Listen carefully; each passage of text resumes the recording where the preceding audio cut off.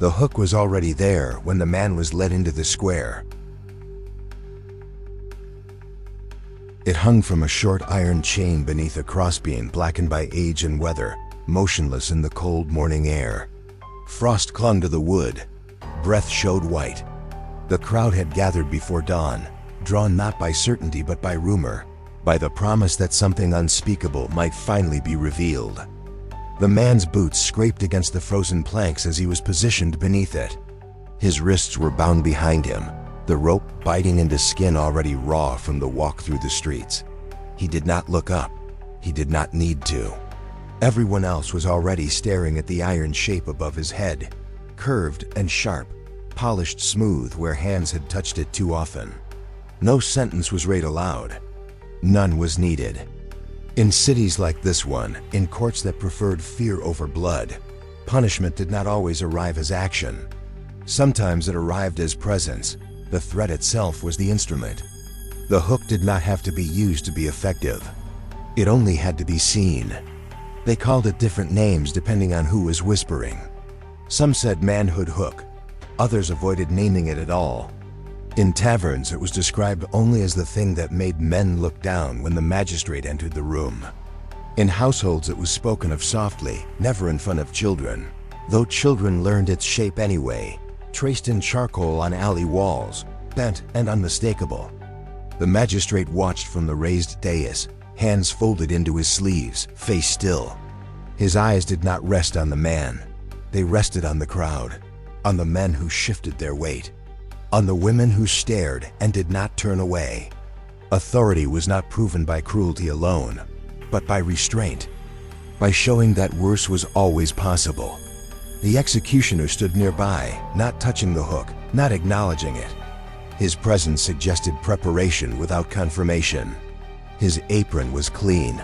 That alone unsettled the crowd. Clean meant waiting. The man beneath the beam swallowed. His breath hitched once, then steadied.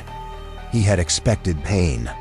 He had prepared himself for it during the night, imagining blows, imagining steel. What he had not prepared for was delay, for being placed precisely where a life could be ended, then left there, suspended between possibility and refusal. The silence lengthened. Some in the crowd believed the hook was real, that it had been used before. They spoke of a merchant in another town, of a soldier during a border war, of screams that carried for hours. Others claimed no one had ever seen it done, that the hook existed only to be pointed at, never to be raised. One chronicler later wrote that the records were unclear, that punishments of the flesh were common, but this one was spoken of more than it was practiced. The contradiction did not weaken the fear. It sharpened it. The man's legs trembled. Not from pain, not yet, but from the knowledge that his body was no longer his own. The hook above him was shaped deliberately, neither crude nor ornate. It was not a weapon of rage, but of patience. Its curve promised that if it were used, the body would not be allowed to fall. Wind moved through the square, carrying the smell of damp wool and old smoke. Somewhere a child began to cry and was quickly hushed. The executioner shifted his weight. The chain above creaked softly, a sound so faint it might have been imagined. The magistrate raised one finger. The crowd leaned forward as a single mass. Nothing happened. That was the lesson. Men learned it quickly. Faster than they learned laws, faster than sermons. They learned it in their muscles, in the way their hands stayed at their sides, in how their eyes dropped when accused. The manhood hook did not need blood to do its work. It worked on anticipation, on the imagination's ability to invent agony more precise than any blade. The man's name would later be forgotten. That too was part of the design. What remained was the image. A bound body beneath an idle hook. A punishment that might arrive at any moment, or not at all. After a time that felt like hours but was measured in minutes, the magistrate lowered his hand.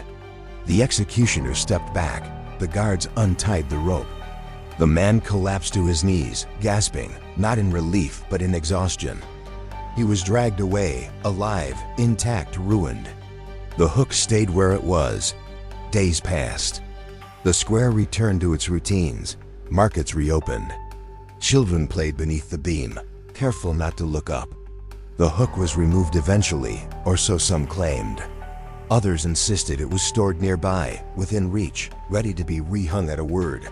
Stories multiplied as they always do. One said a man had died from shock alone. Another insisted the hook was a bluff imported from foreign lands, never sanctioned by law. A third claimed the iron was blessed, that it punished sin without touching flesh.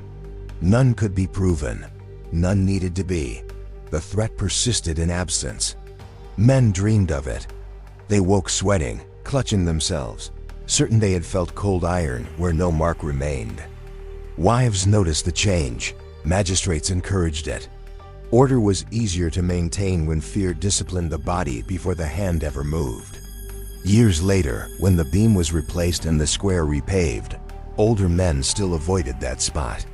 They crossed themselves. They spoke more softly there. Not because they remembered a death, but because they remembered waiting. The manhood hook did not need history to survive. It needed memory, rumor, and the understanding that power does not always strike. Sometimes it only hangs. And if a punishment is never carried out, but shapes every decision that follows, was it ever truly empty? Or did it do exactly what it was meant to do?